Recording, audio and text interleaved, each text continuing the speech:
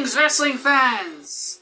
Patrick here, and today we're here to talk about another episode of Smackdown. And Smackdown continues to have some good stuff, but there are definitely some things that I will say that kind of get on a little bit of my nerves, but maybe that's just about one thing. But let's start.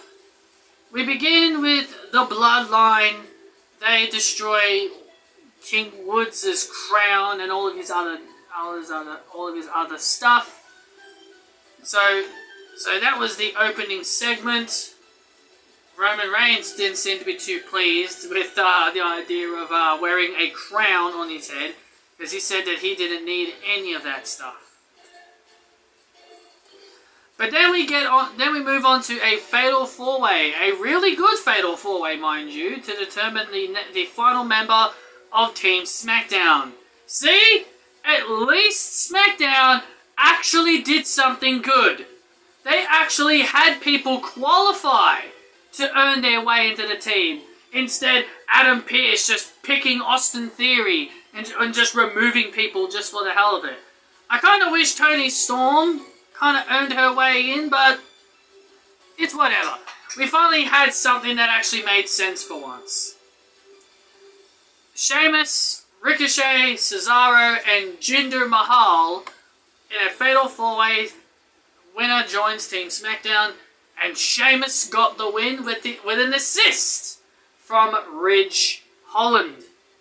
Sheamus pinned Cesaro. Then we get to possibly the biggest stupid thing of the show, which was Shayna, Basil, and Natalya taking on Naomi and Aaliyah. In the end of the match, it was a controversial loss where the referee decided to deliver an extremely fast count, which you could clearly tell that was all Sonya Deville's doing. Sonya Deville paying the referee to make sure that she screws over Naomi as always. Sonya Deville always being Sonya Deville, and Sonya Deville acting like that the referee didn't do that she didn't have the referee be all dodgy, but we all know she's lying. She's covering it up just to cover her own ass. Just to cover her own ass, because the referee pretty much said to her, "Did I do good?" So you know Sonya Deville paid that referee to screw Naomi and Aaliyah. I was interested in this Sonya Deville-Naomi feud, but I'm sorry, this whole feud is just being dominated by Sonya Deville. Naomi can't even get one win in this entire feud. If this whole feud is just going to be dominated by Sonya Deville and her little BS, then just end the feud. Just end it. There's no reason for it. Naomi should be getting victories and sticking it to Sonya Deville. But no, that's not how things are going to work. Then we had Jeff Hardy take on Madcap. Madcap. My jokes are not very funny at all. Moss. Corbin and Moss found themselves in a situation trying to crack jokes. Adam Pearce told them to stop cracking jokes and it's time to get serious. And then he goes on to say that he wants Team Smackdown to win. Adam Pearce, didn't you want Team Raw to win? I swear, man, this is why you can't have officials running two shows at once. Because then it just makes them saying stuff on Raw even more stupider than when they say something on Smackdown. But Jeff Hardy would defeat Madcap Moss, and Drew McIntyre was out there with Jeff Hardy, and McIntyre and Hardy stuck it to Corbin and Madcap. I wish Adam Pearce removed Corbin from the Survivor Series team, but of course he didn't. Then we had Shinsuke Nakamura facing Angel Garza. Now, if there's one positive I will say about this, at least Nakamura isn't feuding with Corbin. At least this is different. At least this is fresh.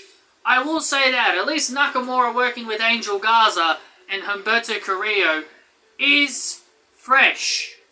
I will say it's fresh, and I will say it's different, and I would rather see this over Nakamura feuding with Corbin.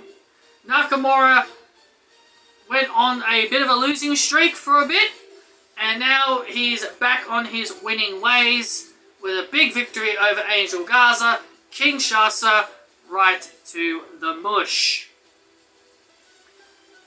We had promos of Xia Li, and and we even had Charlotte Flair and Becky Lynch promo package, which I will say the Charlotte-Becky promo package looked really, really damn good. It looked really damn good. And then we get to Sasha Banks versus Shotzi. I'm sorry, guys, but Shotzi is terrible. She is absolutely terrible. I get it, she's new. I get it, she's a fresh face. She just doesn't seem to be all that athletic. I want to invest my time into someone like Shotzi.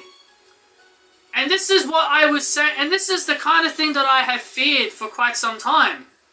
I don't think Shotzi is as good as people make her out to be. People make her sound like she's like a freaking great talent, but I've seen her wrestle Charlotte and Sasha. And those matches did not turn out all that good. And I've noticed that Shotzi is really, really struggling. She just doesn't seem to know what she's doing. And Sasha Banks, you know, she slowed herself down. If you watch the match, it was so damn slow. It's like I was watching it on 0.5 on YouTube. It was so slow. I was wondering, why is this match so darn slow? Sasha Banks was running slowly. She was calling the spots out to Shotzi. Sasha Banks literally slowed down her ring style just for Shotzi to keep up with her. It was very slow. I'm sorry, guys. I am not invested in Shotzi Blackheart. The heel turn worked wonders for her, but oh my god. I'm not saying she's worse than Lacey Evans, but my god, she is really bad, and she needs to really improve. She really needs to up the ante. Stuff like this is why you get sent back to catering. If you're not going to live up to the hype, and if you're not going to live up to the hype and be up against talents like Sasha Banks, then you're going to go back in the catering, and you're going to wonder why you got released. I'm not saying I want Shotzi to get released. I want Shotzi to improve. She just did not look good in this match. I'm sorry. She just did not look good in this match at all. Sasha Banks really had to carry her throughout that match.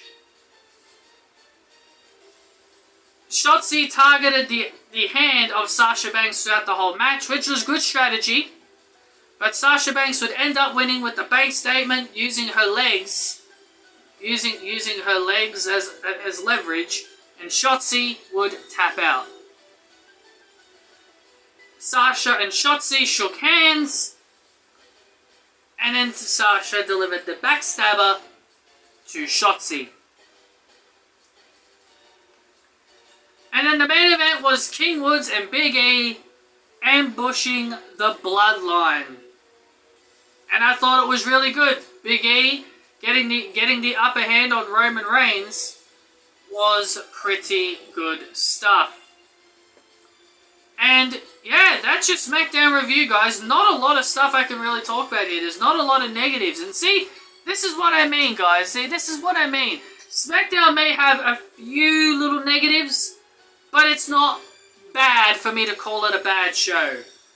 There are just things they need to work on, especially Shotzi, and Naomi needs to start getting wins in her feud with Sonya Deville, because I'm starting to get quite pissed off with how the whole storyline is being presented. So that is all I've got for you guys here in this review of Smackdown. I hope you guys enjoyed. Hit that thumbs up, comment your thoughts and opinions down below. Be sure to like and subscribe and all that other jazz, and hit the notification bell as well, and make sure you set it to all, so that way you'll know when my videos are put up to the channel. See you guys then.